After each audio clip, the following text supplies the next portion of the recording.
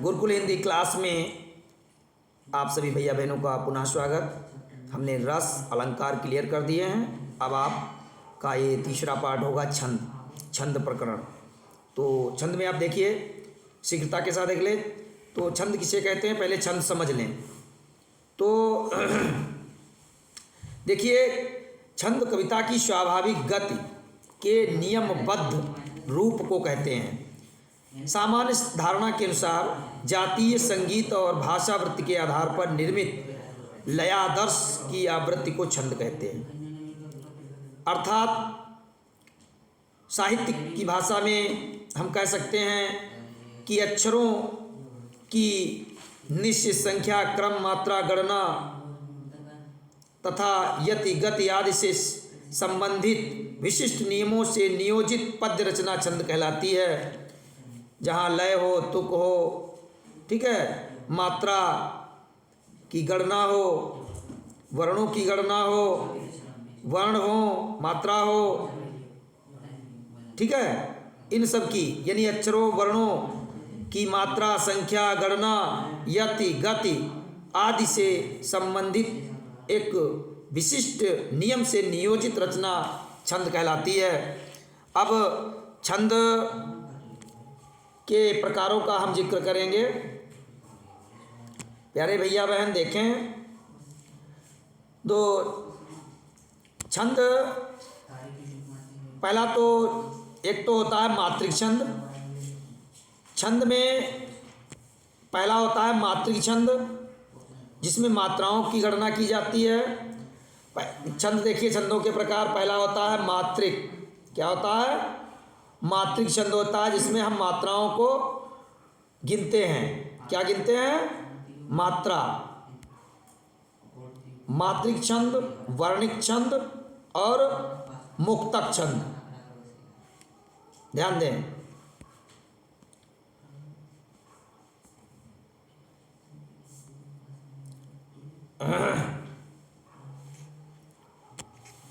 Number एक होता है मात्रिक छंद, जिसमें मात्राएं गिनी जाती हैं, जिसमें चौपाई, दोहा, सोठा, रोला, ये सब जो होता है मात्रिक छंद के अंतर्गत आते हैं। दूसरा वर्णिक छंद। वर्णिक छंद जिसमें वर्णों की गिनती की जाती है, वर्णिक छंद। और तीसरा होता है मुक्तक छंद, ये स्वतंत्र होता है, मुक्तक छंद। ये तीन प्रकार के होते हैं छंद। आपको अब पढ़ाने जा रहे हैं हम मात्रिक छंद, ठीक है। मात्राओं की गणना को आप जानते होंगे। मात्राओं की गणना कैसे की जाती है?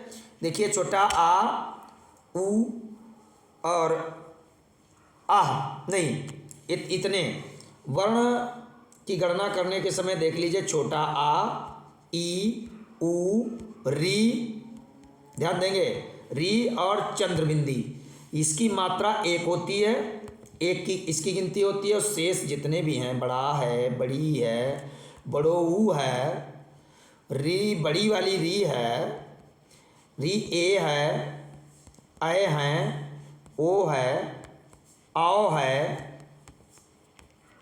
प्यारे भैया बहनों, अंग है, आह है, और संयुक्ताक्षर संयुक्ताक्षर से पूर्व वर्ण, से पूर्व वाला, पूर्व वर्ण जो होता है, वर्ण, पूर्व वर्ण, उसकी मात्रा इन सब की नीचे वाली जो भी मैंने बताया सबकी मात्रा 2 होती। 2 को ऐसे लिखा जाता है, इनकी मात्राएं 2 लगेगी। अब हम ध्यान देंगे। तो हमने बहुत ही साधारण भाषा में जल्दी से हमने बताने का प्रयास किया। आपको हमने गुरु वर्ण और दीर्घ वर्ण बता दिए, जिन्हें ह्रस्व और दीर्घ कहते हैं। ह्रस्व कौन से हैं? जो छोटे वाले अक्षर हैं उन्हें ह्रस्व कहते हैं, और शेष जिनकी बड़ी मात्रा उन्हें दीर्घ कहते हैं।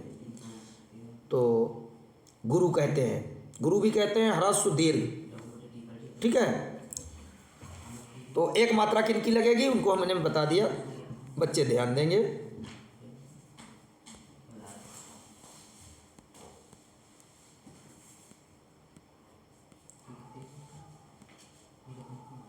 अब ये गण विचार आ गया, ये गण विचार आएगा तब हम आपको बताएंगे कैसे।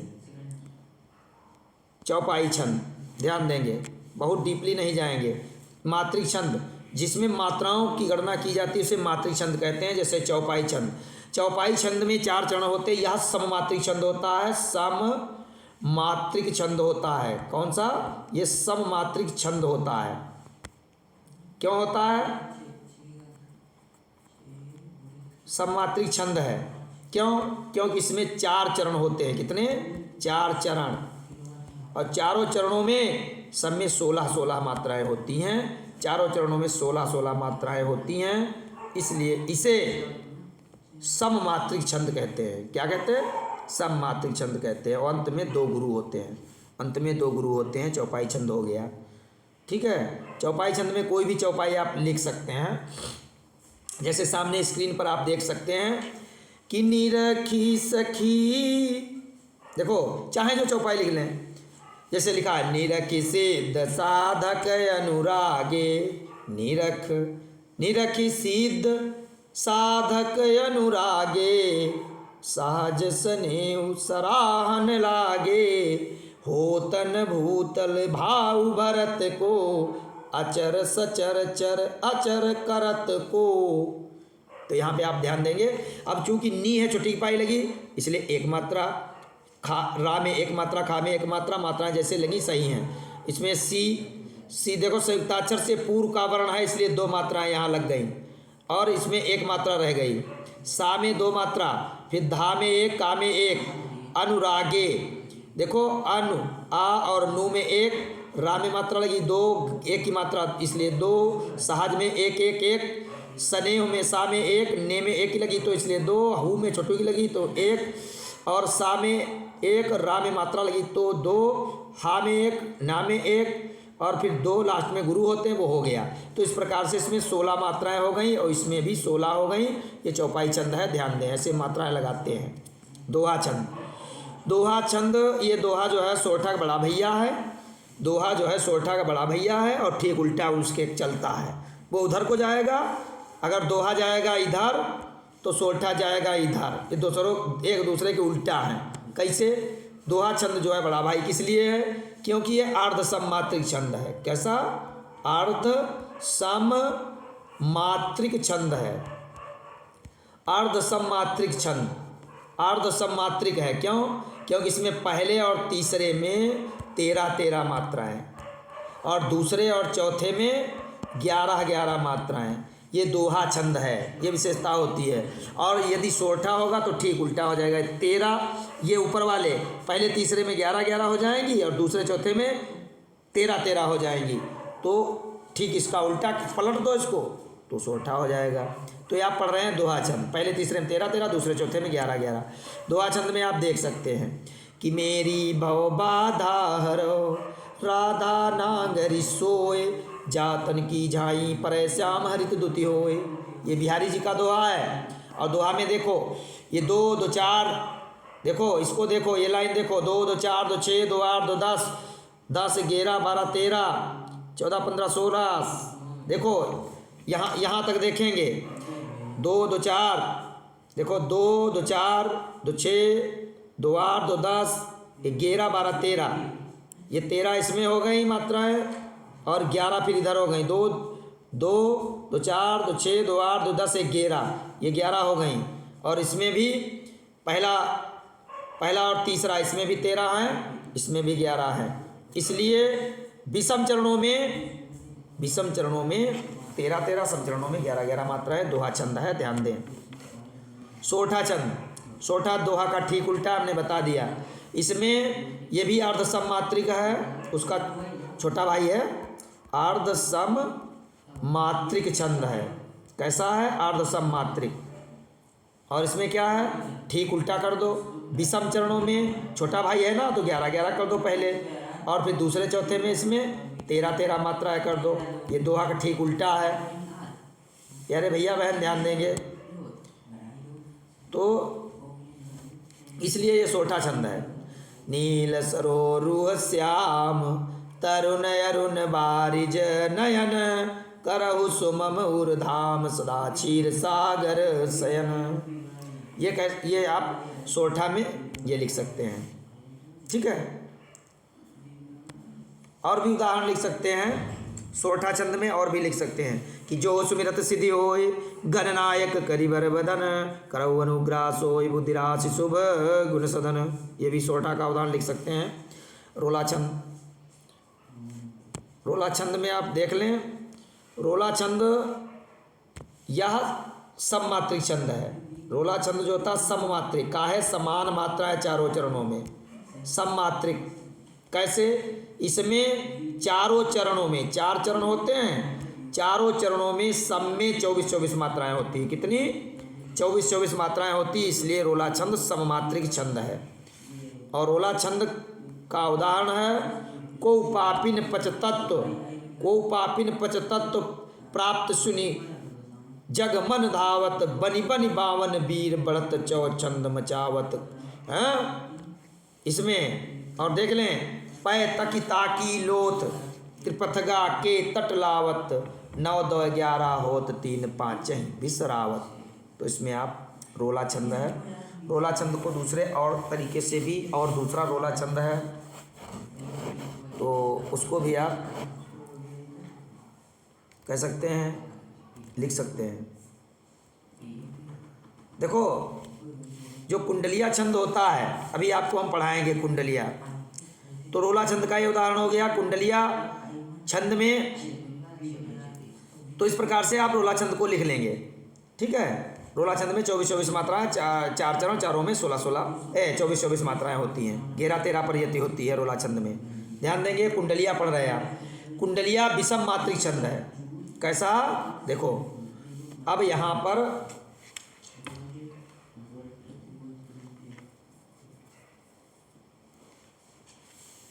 अब देखो यहाँ पर भी किताब में फॉल्ट है। जब सब में 24 कुंडलिया छंद में 6 चरण होते और प्रत्येक चरण में 24-24 मात्राएं होती हैं, तो यहाँ विषम कैसे हो जाएगा? इसका मतलब सम चरण है, सममात्रिक है। कुंडलिया भी सममात्रिक है क्योंकि 6 चरण में 24-24 मात्राएं होती हैं। इसमें 6 चरण होते हैं और प्रत्येक चरण में 24-24 मात्राएं होती हैं। इसमें प्रारंभ में आदि में दोहा और बाद में रोला जोड़ करके कुंडलिया छंद बना दिया जाता है। इसमें एक कुंडली जैसी बनती चली जाती है, कुंडली ऐसे जोड़ देते हैं। पहले दोहा कैसे? देखो कैसे, कहाँ तक दोहा जुड़ा, और दोहा की अंतिम पंक्ति रोला की पहली पंक्ति बनती है। ध्यान दें कि साईं बैरन कीजिए, साईं बैरन कीजिए गुरु पंडित कबीराय, बेटा बनिता पौरिया यज्ञ करावन हार, यज्ञ करावन हार। ध्यान दें, ये यज्ञ बेटा बनिता पौरिया यज्ञ करावन हार, यज्ञ करावन हार राज मंत्री जो होई, अभी पड़ोसी वैद्य आपको तपय रसोई। देखो यज्ञ करावन हार आया, इसको रिपीट फिर हुआ यहाँ से, ये रोला की पहली पंक्ति बन गई यज्ञ करावन हार। दोहा की अंतिम पंक्ति रोला की पहली पंक्ति बनती है। यज्ञ करावन हार राजमंत्री जो होई, विप्र पड़ोसी वैद्य आप को तपय रसोई, कहे गिरिधर कबीराय। देखो कहे गिरिधर कबीराय, ऊपर बढ़ा ले, कहे गिरिधर कबीराय जुगन सो यह चली आई, और इन 13 को तरह दिए बनी आवे साईं। ये है। और एक दूसरा है, चाहे तो आप लिख सकते हैं, क्या? रहिए लटपट काट दिन बरुघा में माँ सोए, और बाकी चाहन बैठिए जो तरु पतरो होए। ये दोहा हो गया एक। अब दोहा के बाद में तुरंत रोला जोड़ दिया जाएगा। दोहा के बाद में तुरंत दोहा के बाद एक रोला को जोड़ा जाएगा, और दोहा की अंतिम पंक्ति रोला की पहली बनेगी। क्या रोला की? कि रहिए लटपट काट दिन बरुघा में माँ सोए, ठीक है, और बाकी चाहन बैठे जो तर पतरो हो। ये हो गया। अब फिर जो तर पतरो हो रोला की पहली लाइन, जो तर पतरो हो एक दिन धोखा दे है, जा दिन चले बयार टूट बाजर ते जई है, कह गिरधर कबीराय आस मोटे की गहिए, पातो सब झर जाए तऊ छाया में रहिए। तो ये भी एक सममात्री छंद, 6 चरण, 6 चरणों में सभी में 24-24 मात्राएं। दोहा और रोला जोड़कर कुंडलिया छंद बनता है। प्यारे बच्चों समझ रहे होंगे, ध्यान देंगे। अब आपको हर गीतिका पढ़ना है। हर गीतिका में क्या है देखें। हर गीत का यह एक सममात्रिक छंद है। इसमें 4 चरण होते हैं, प्रत्येक चरण में 28 मात्राएं होती हैं। कितनी? ये भी सममात्रिक छंद है, सममात्रिक है।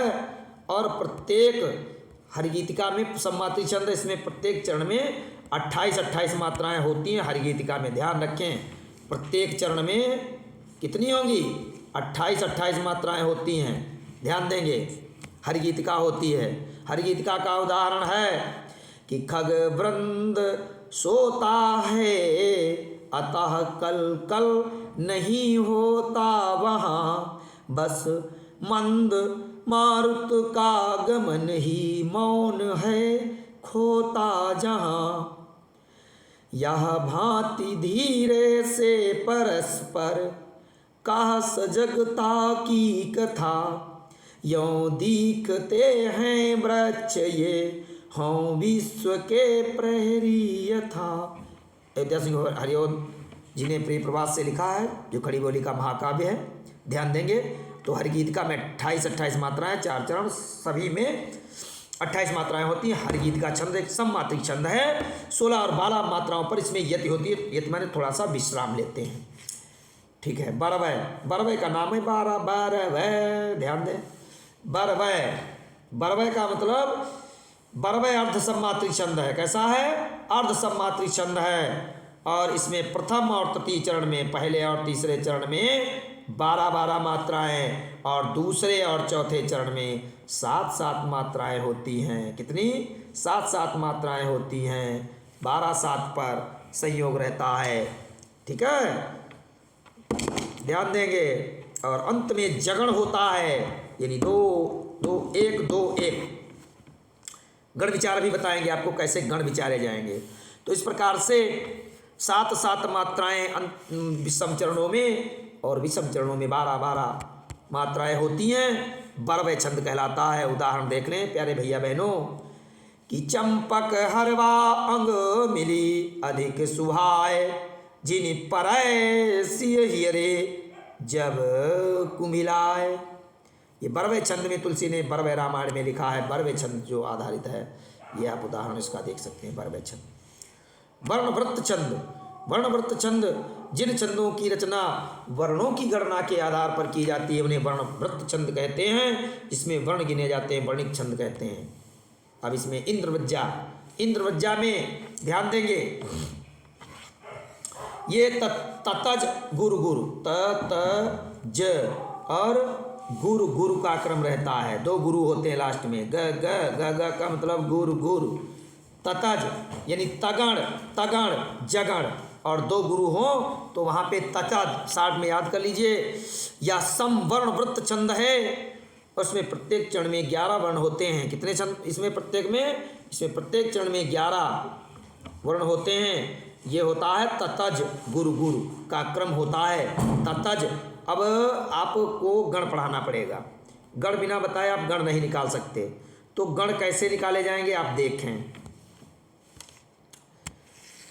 देखिए एक सूत्र है, य माता राज भानस लगा, य माता राज भानस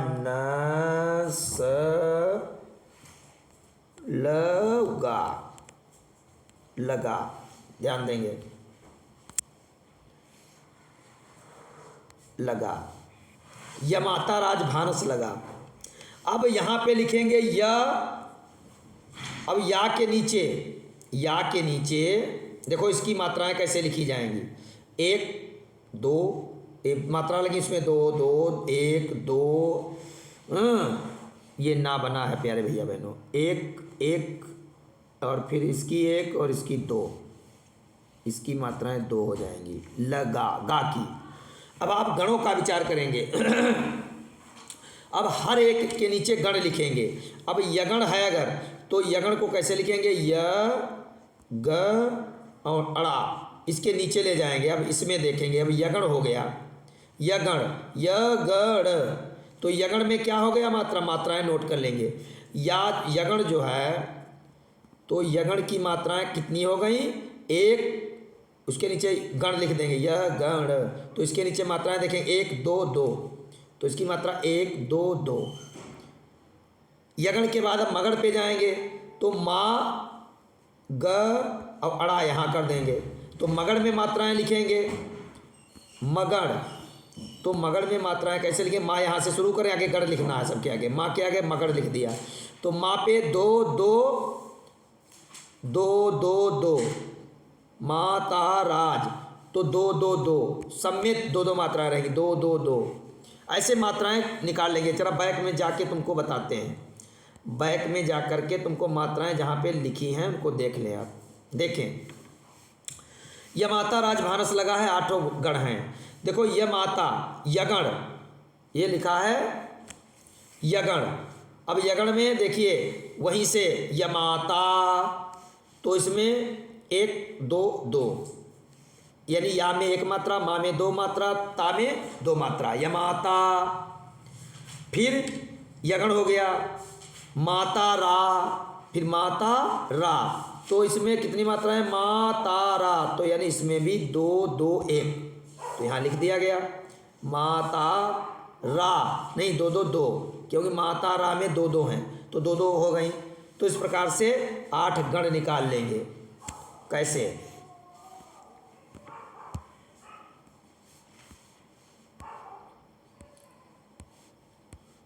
पूरा समझाएंगे, बहुत टाइम लगेगा, बच्चों को मैंने समझा भी दिया है। तो इस प्रकार से 8 गण होते हैं। यह माता राज भानस लगा, कौन कौन? य मा मगड़, य माता रा ज भा न और स,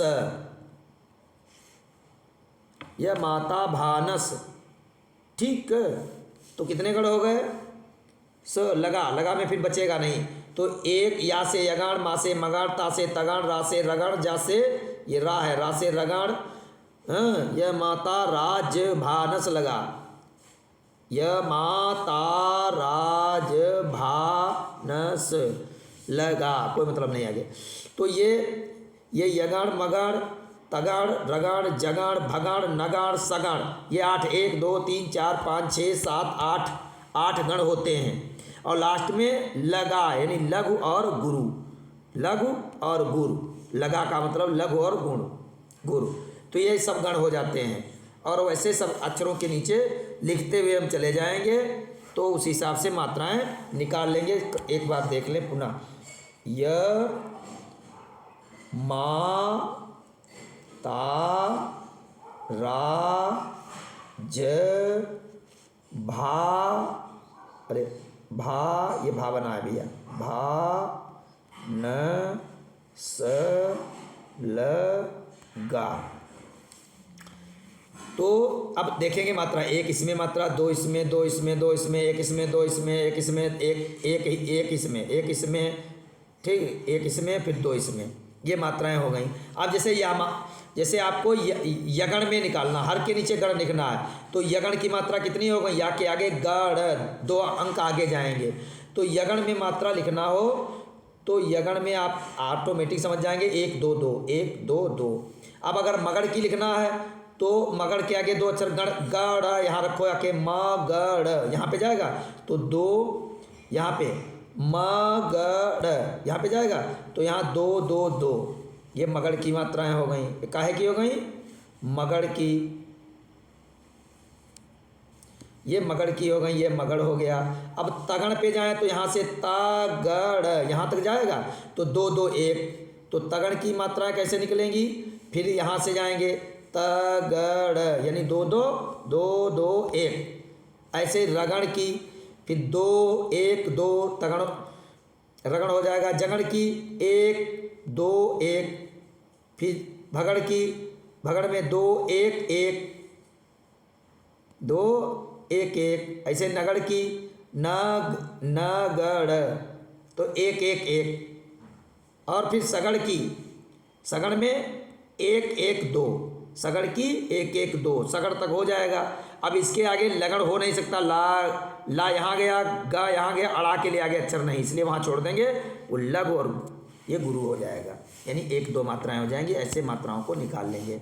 अब आप समझ लें, वर्ण वृत्त छंद, इंद्रवज्जा, इंद्रवज्जा में क्या होता है? ततज, ये देखिए ततज, और गुरु गुरु का क्रम होता है। मैं नया ग्रंथ बिलोकता हूँ, माता मुझे है भाता मुझे वो नव मित्र सा। ध्यान देंगे, ये इसका उदाहरण है, ध्यान देंगे। ततज होता है, 11 मात्राएं होती हैं। उपेंद्रवज्जा में जतज होता है, ध्यान दें, सब याद कर लीजिए। जतज यानी जगण तगण जगण और 2 गुरु, लास्ट में 2 गुरु। जतज ग ग का मतलब गुरु, गुरु 2 मात्राएं, देखो 2 हैं ये, इसमें ये 2 गुरु होते हैं। इसमें जगण तगण जगण का क्रम रहता है और मात्राएं इसमें भी 11 होती हैं। मात्रा जो है वर्ण, मात्रा नहीं, इसमें वर्ण गिने जाएंगे, 11 वर्ण होंगे, 11 उसमें भी वर्ण होंगे, अक्षर गिन लेंगे। देखो ब, ध्यान देंगे, बड़ा 2, की में 3, छो 4, टा 5, कु कुछ, 5 2 7, काम 7 2 9 और कीजय 2 11, यानी 11 वर्ण। एक एक पंक्ति में 11 11 वर्ण होंगे और 4 4 पंक्तियाँ सब में होती हैं, ध्यान देंगे। अगला सवैया, सवैया छंद क्या है? 22 से 26 वर्ण तक के वर्णव्रत, 22 से 26 तक के वर्णों जिनमें वर्ण आते हैं 22 से लेकर 26 तक आते हैं, उन्हें सवैया कहते हैं। और वो कैसा सवैया होता है? तक के वर्णव्रत सवैया कहलाते हैं। सवैया इसमें 22 से लेकर के 26 तक होते हैं, उन्हें वर्णव्रत छंद कहते हैं। क्या कहते हैं? वर्ण व्रत छंद, वर्णव्रत सवैया कहते हैं, जिसमें 22 से लेकर के 26 तक के वर्ण आते हैं। 22 से 26 तक वर्ण होते हैं, उसमें वर्णव्रत सवैया कहलाता है। सवैया इसमें इसके अंतर्गत मत्त गयंद, सुंदरी, शुमखी, सवैया छंद के भेद हैं। अब मत्त गयंद सवैया आप देख लीजिए, यह समवर्णव्रत छंद है। इसके प्रत्येक चरण में 7 भगण, 2 गुरु का क्रम रहता है। 23 वर्ण पाए जाते हैं प्रत्येक चरण में। देखो इसमें भी 7 भगण, देखो 7 भगण, ध्यान देंगे, 1 2 3 4 5 6 7 भगण, 2 गुरु का क्रम रहता है। ये 2 गुरु हो गए, 2 गुरु, 7 भगण, 7 भगण और 2 गुरु, 2 गुरु होते हैं। तो इसमें ये जो है समझ में आ गया होगा। और प्रत्येक में 23 वर्ण होते हैं, प्रत्येक पंक्ति में 23 वर्ण होंगे, चाहे आप गिन सकते हैं, 23 वर्ण होंगे प्रत्येक में। शीस जटा उर बाहु विशाल, विलोचन लाल सितिरछी सिभौं, तून सरासन बान धरे, तुलसी वन मार्ग में सुटि सोहैं, सादर 12 बार सुभाव चितय, कुछ ग्राम बधू सियसो, कहो सांवरे से सखी रावरे को है बन पथ पर। तुलसीदास द्वारा लिखा गया है, उसी से ही लिया गया है। तो इसमें क्या है? ये कौन सा छंद था? ये मत्त गयंद सवैया है, सवैया छंद में लिखा हुआ है। और सवैया छंद में 23 वर्ण है, 22 से 26 तक के जो होते हैं वो वर्णव्रत छंद कहलाते हैं। सुंदरी, सुंदरी में ध्यान देंगे, सुंदरी ये भी समवर्णव्रत छंद है। सुंदरी जो मत्त गयंद होता है उसमें 26, उसमें कितने हमने बताए थे? वर्णव्रत छंद जो होता है, जो मत उसमें 23 वर्ण होते हैं। मत्त गयंद सवैया में 23 वर्ण होते हैं। शीश जटा और बाहु विशाल 23। अब सुंदरी जो है, सुंदरी में सगण देखो 1 2 3 4 5 6 7 8 सगण, 1 गुरु, 8 सगण। इसमें 8 सगण होते हैं, 8 सगण होंगे, 8 सगण। और सगण का मतलब 1 1 2 ऐसे क्रम होंगे, 1 1 2 1 1 2 1 1 2 1 1 2 ऐसे होंगे। देखो 1 1 2 1 1 2 1 1 2 1 1 2 ऐसे सब क्रम होगा पूरा। तो ये सगण होते हैं और ये सगण में लास्ट में एक गुरु होगा। सुंदरी है, ये समवर्णव्रत छंद है और इसमें प्रत्येक चरण में 8 सगण होते हैं। कितने होते हैं? 8 सगण पाए जाते हैं, 8 सगण, एक गुरु। और इसमें मात्राएं कितनी होती हैं? 25। प्रत्यय मात्रा नहीं वर्ण, 25 वर्ण एक पंक्ति में होते हैं, 25 वर्णों का क्रम। उसमें 23 थे, मत्तगेंद में 23 थे, सुंदरी में 25 हैं। सुंदरी 25 हैं वर्ण, वो बड़ी है उससे सुंदरी, और मत्तगेंद में 23 हैं। रामचंद्रिका से लिया गया है कि भूव भारहि संयुक्त राकस को गन जाय रसातलमय अनुराग्यो। ध्यान देंगे। तो ये सुंदरी थी। अब है सुमुखी सवैया। सुमुखी सवैया क्या होती है? सुमुखी सवैया या संवर्णवृत्त छंद, सवैया छंद का एक भेद है। इसके प्रत्येक चरण में 23 वर्ण होते हैं। और क्या होता है? 1 2 3 4 5 6 7, 7 क्या होते हैं? जगण, 7 जगण। ये जगण, 7 जगण होंगे। जगण का मतलब 1 2 1, और लास्ट में एक लघु और गुरु। ये देखो, लघु और गुरु का क्रम रहता है, लघु और गुरु का क्रम रहता है। 23 वर्णों से युक्त तैयार होती सुमुखी सवैया। इसमें 23 वर्ण होते हैं।